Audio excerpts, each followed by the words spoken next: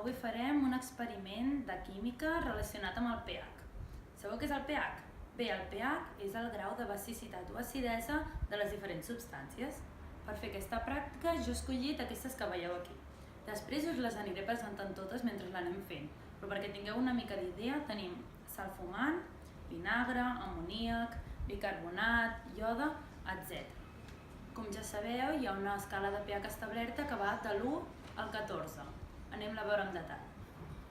El pH comença a l'1, on les substàncies són més àcides, com podrien ser el suc de llimona, la Coca-Cola, les aspirines o altres àcids. Passa pel 7, el que li direm pH neutre. En aquest trobem l'aigua, la llet, la sang. I finalment arriba al 14, que serien les substàncies més bàsiques, com el sabó o altres sals.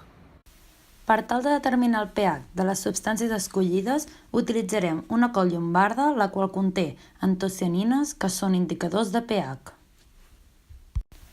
Per tal d'obtenir l'extracte de coll llombarda, l'anirem triturant mica en mica en un bol amb ajuda d'alcohol etílic.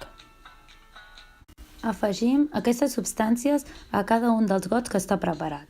Comencem amb el suc de llimona, seguit del bicarbonat de sodi, el iode, l'acetona, el fluor, el vinagre, la beguda isotònica, el salfumant, l'amoníac, el detergent i l'aigua. Diluirem el bicarbonat i el detergent.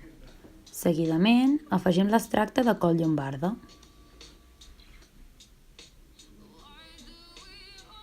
Ara anem a ordenar les substàncies segons el seu color resultant.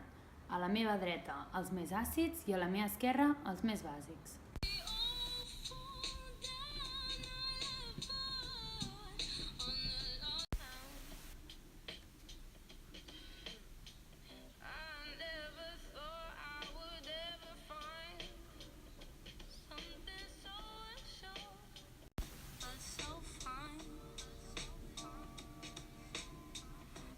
Espero que hagueu pogut entendre el concepte de pH, perquè com hem pogut comprovar, no totes les substàncies tenen el mateix grau d'acidesa. Així que fins aquí el nostre vídeo d'avui de química.